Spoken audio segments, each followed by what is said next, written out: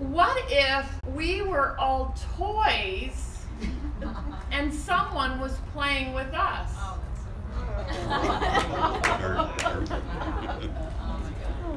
Just think about this for a minute. The Matrix might come to mind.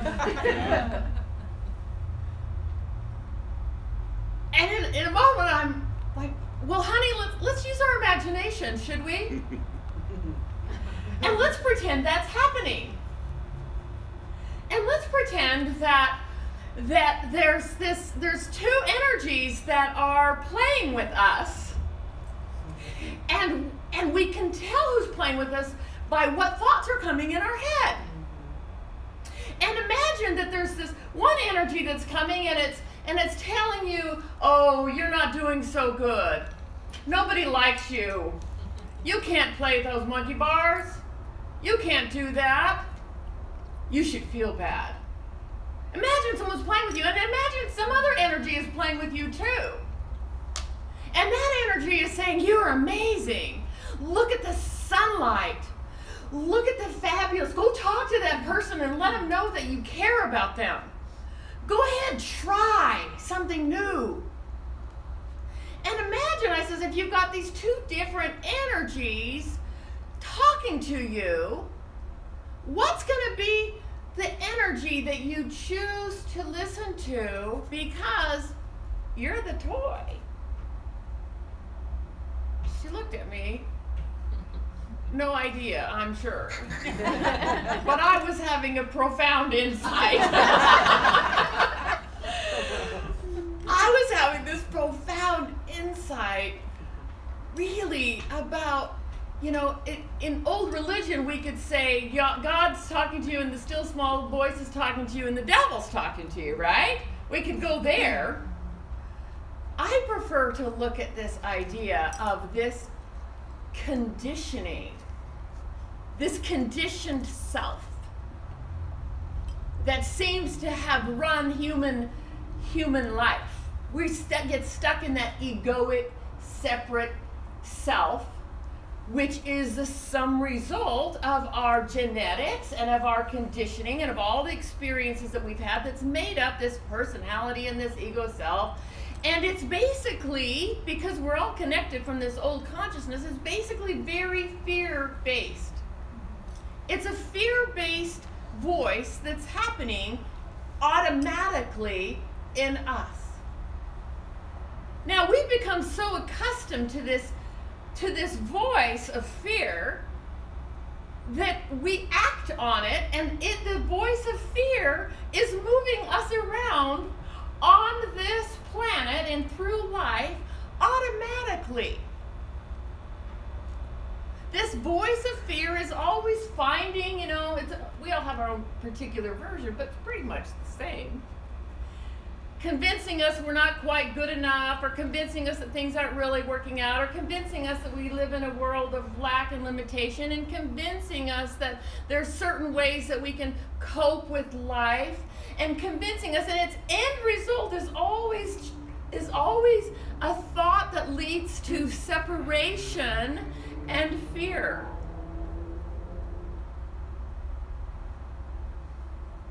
This is the old paradigm, but the old paradigm is we're still stuck in it. What's the game here? I believe that the game here, and we're a part of this toys here, the game is that we are here to wake up, to realize that we're not stuck to the old paradigm of the egoic voice of fear and separation.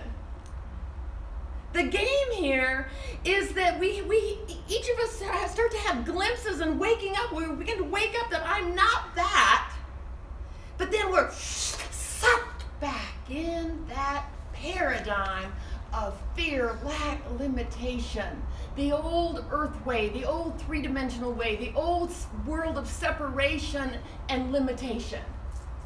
And guess what?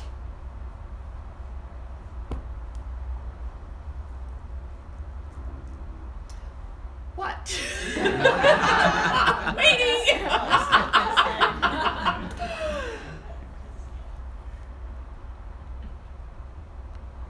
there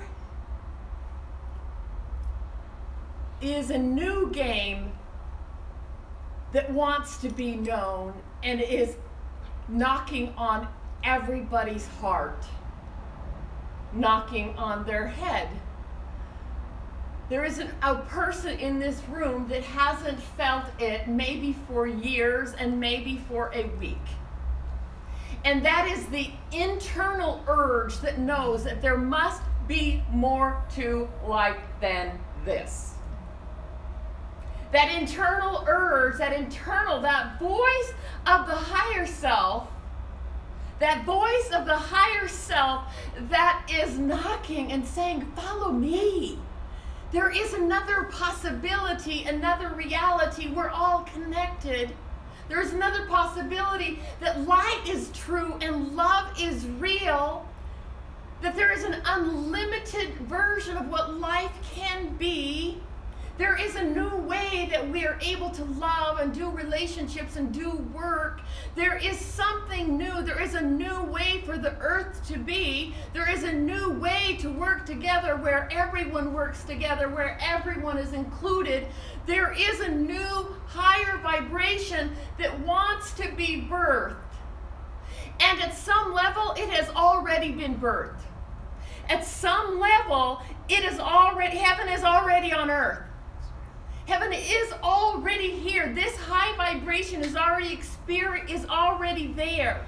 It's like we could say that there's this third dimensional reality that we live in, but we could also say that fourth dimension and fifth dimension is already here too, but we got to wake up to be able to be in it. But it's not like it's off in heaven in some distant after you die someplace. It's more like we have to wake up in consciousness to be able to embody it and experience it here. That it's already here, but we can't see it because we're living on a lower vibration.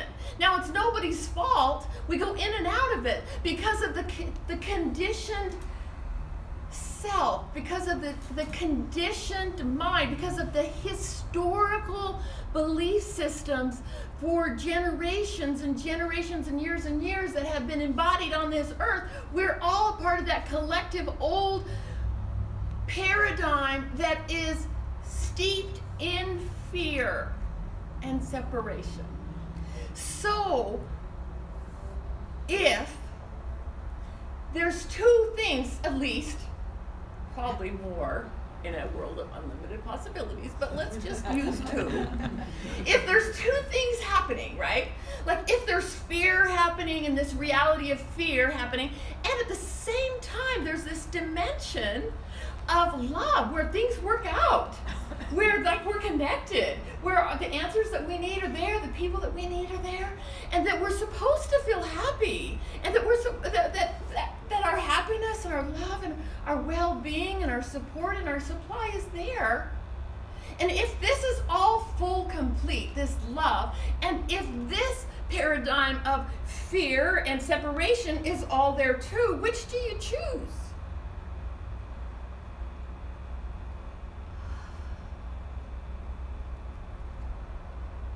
I know what we choose. We choose love.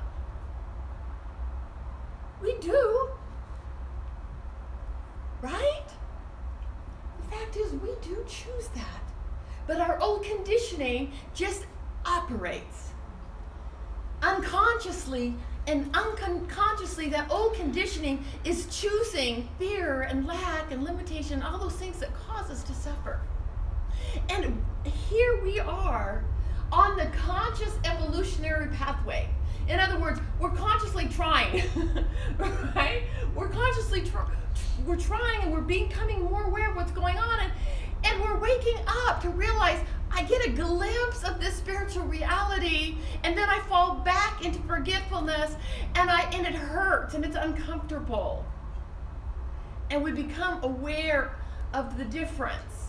We become aware of the difference that when I'm in alignment with my higher self, and when I'm in alignment with my spiritual self, and when I'm in alignment around that people of like mind, or when I'm in my perfect right work, I know I feel in alignment, that it feels good. And then we start to become aware that it doesn't feel good when we're out of alignment anymore. Like, it doesn't feel good. And this is important information for us to acknowledge, because we don't dare acknowledge that if it doesn't feel good again and again and again, maybe that's not where you're supposed to be. Maybe something is calling us. There's massive change going on. There's probably nobody in this room that hasn't gone through a change in your relationship, a change in your work, a change in your family, a change in your situations. Has anybody missed out on the transition phase? I don't think so. But it's our struggle and our resistance and our fear of moving and allowing that presence to lead us that causes so much suffering for us. Something within us is evolving and growing. And I really believe that right now there's something really important that can help us on this journey. And I only know because I screw up all the time, just saying. But there's something within me that knows. Do you hear that? There's something within you that knows too. And ultimately, we are at a massive choice point. We are at a massive choice point in life that we have to start to decide what is real.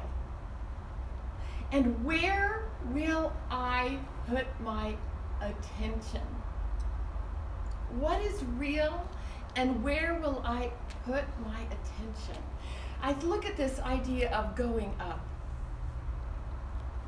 And one of the metaphors I really like is, imagine that you are, I'm going to use only 4 floors this time. This is the condensed version. You are 4 floors. Floor 1, 2, 3, and 4. Your first 2 floors are kind of your egoic nature. This is where the fight or flight response, your automated programming is taking over on floors 1 and 2.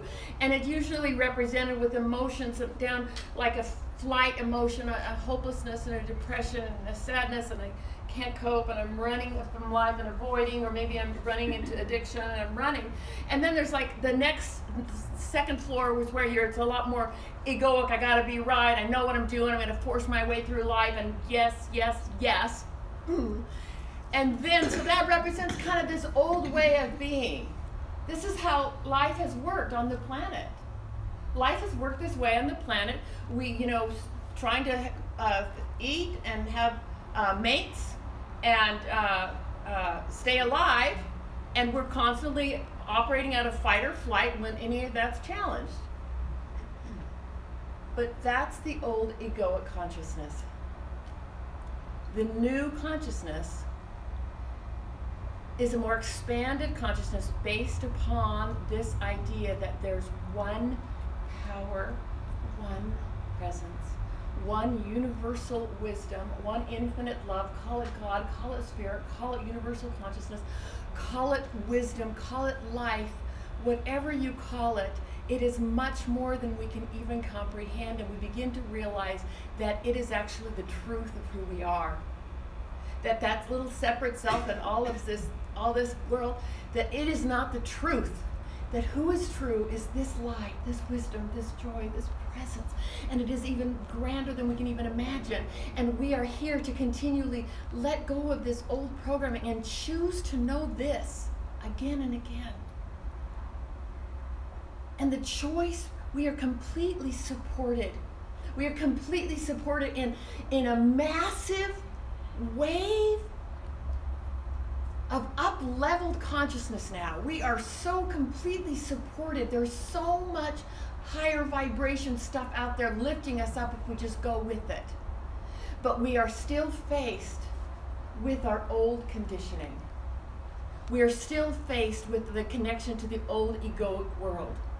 We will see it raise its ugly hand and face in a big way, as if to say, I will not let you win, and I will show what fear is.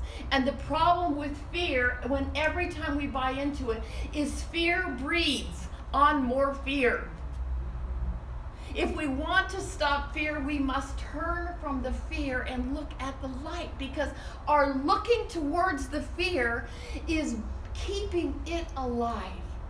Our looking at the limitation and the not working is keeping it alive. And our refusing, making that core deep decision that it's not really real. Somebody's moving the toy. It's not real. It's only this illusionary conditioned self that's keeping that toy moving, keeping that personality alive, keeping that fear alive. But something, it's not really real. There's something that's real. And that is the question we must continue to ask ourselves again and again. Is this real? And what we can know is that this third and fourth floor of our house, the third and fourth floor of the house, we access as we start to let go of the heavy burden of believing in that which is fear-based and fighting up against that which is fear-based, and realizing this third and fourth floor of us, which is oneness with God, oneness with life, oneness with one another. There's more than enough to go around.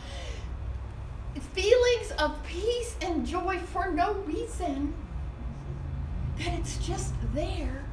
That is what is real, but we are called in a bigger way to refuse to buy into that which is not true in order to make manifest the new reality.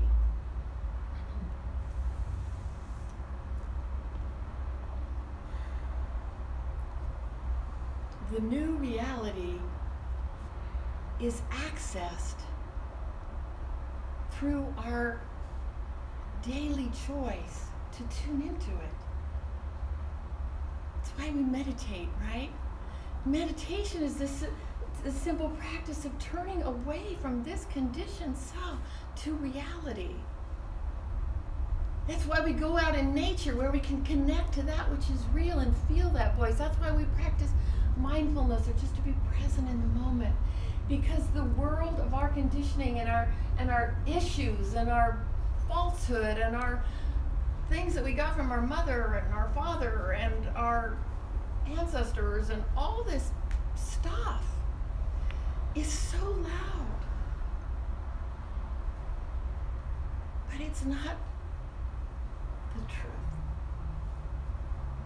What's true is that we are spiritual beings, that we are a part of this infinite love. We are grace. We are connected to that. It is the life that is living us, as we can allow that other stuff to get out of the way and make the choices for love and the energy of love, or the energy of fear. And that's as simple as making the choice to take care of yourself because it's going to feel better today, than making the choice that I got to do this job I hate because I have to.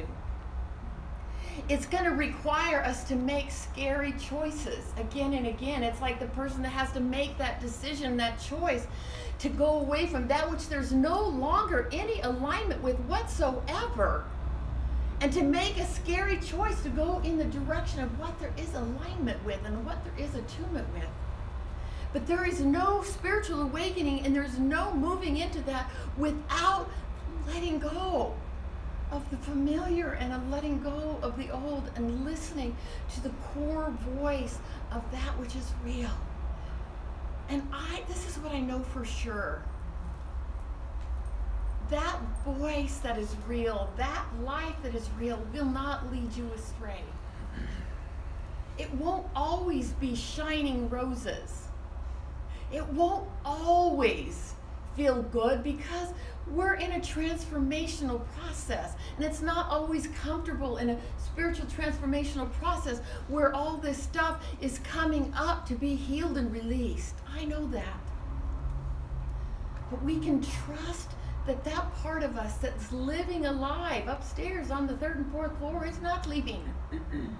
It's not sleeping. It's there. It's wide awake. It's right there. And it's continually saying, hear me. Hear me. And we begin to find ways that we are hearing it. It is leading us. And we can trust that.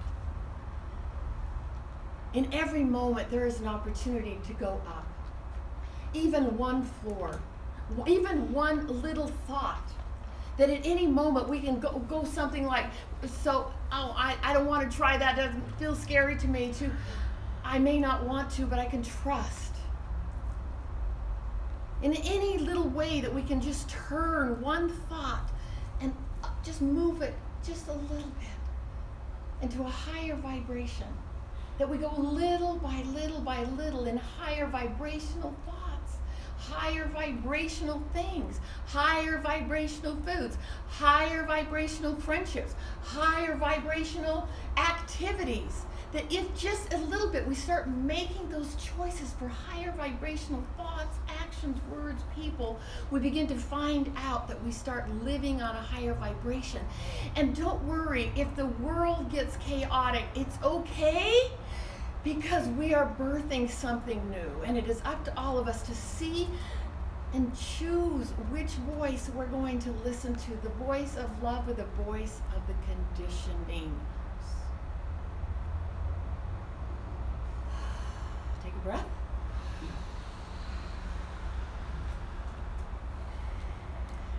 There's one life. And that life, by whatever name you want to call it, is God, is spirit, is wholeness. And this life is all there is. And we look around at the different people in the room, but guess what? That's what God is looking like in each one of us. And the more we begin to train ourselves to see that divine truth, the more we will be connected to that voice of wisdom, and the more we will begin to lift up the vibration of all those around us. And besides that, it feels better. We're here to feel good. In the higher floors, it feels better. And I just have this vision. I wish it was going to happen next year, but I don't know. But I can see it in my mind. And that vision is where this old conditioned self of fear begins to lay down out of non-attention.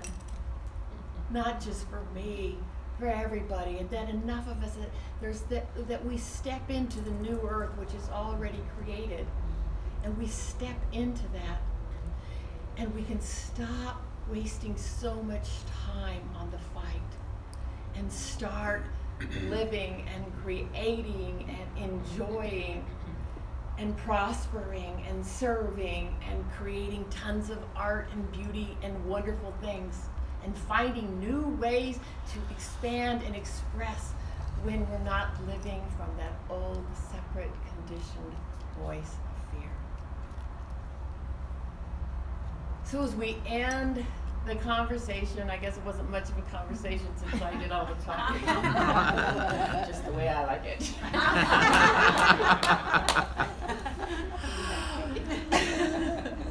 Thank you. So as we end this, let us remember that there are two possibilities happening at any moment. And today we're going to choose to go up, to choose the voice, to choose the answer, to choose the thought that feels better, to choose to listen to the thought that rings your bell, that feels exciting, that feels good, and to let go of the thought that doesn't feel good. One more story. I said I was going to stop, but there's a movie out, and I'm telling you this, so if you haven't seen it, you can go see it. And it's on the internet, and it's called The Last Avatar. How many have seen it? See? You should watch it. It's free and everything. Anyway, I was watching that movie this week, and Neil Donald Walsh, he plays God. It was supposed to be funny, but... Anyway, so there's this young man in the movie, and he is predestined to be the Avatar. Okay, that's coming to give the message to the planet that will change everybody's consciousness and wake them up. And so he's coming, and he goes, there's the whole thing, and you can watch the movie, but there's this point, before he completely embraces his divine purpose. And there's a protagonist in the movie, and he represents kind of like the voice of fear, right? The voice of the devil, sort of be like the voice of fear. It's going to stop at nothing to make sure that this spiritual awakening does not take place on the planet. So he's going to stop him at no. So right at the end, and this young man is about ready to do something great, and all of a sudden he looks ahead, and there's his mother, and his mother is shaming him and saying, "You were never there for me. You were horrible. You should have been there for me." And the mother, he brings him to his knees. And he's ready to give up and believe the voice of shame. But who is the voice of shame? It's that protagonist, because he knew he could pull him down by becoming his mother. I didn't mean it like that. But that was his soft point. See what I'm saying? That was his place of shame that he could reach, is going in there and picking on that, and that would get him and pull him out from his purpose. And that's the message is our old conditioned voices of shame come up and get in our way of our magnificence. And there is nothing serving you by believing them. They're not true any longer. They only stay alive in memory. And our divinity and our purpose and our ability to be a part of this, of the solution on the planet now, is to not listen when that old illusion and shame and self-deprecation and things that put yourself down, don't listen anymore. Go higher. And in that moment, he heard two voices. The voice of shame and the voice of the divine that said, your mother holds nothing against you. Look inside your heart to what is true. And in that moment, he knew what was true, and he stood up, and he lived his destiny. And we're invited to live our destiny by not listening to those old voices, to go above it and to know the truth. So I know the truth. I know the truth. I am the truth. I am the truth. I am alive. I am alive. I am awake. I am awake. I am aware. I am aware. I am loved. I am loved. All is well. All is well. And so it is. And so it is.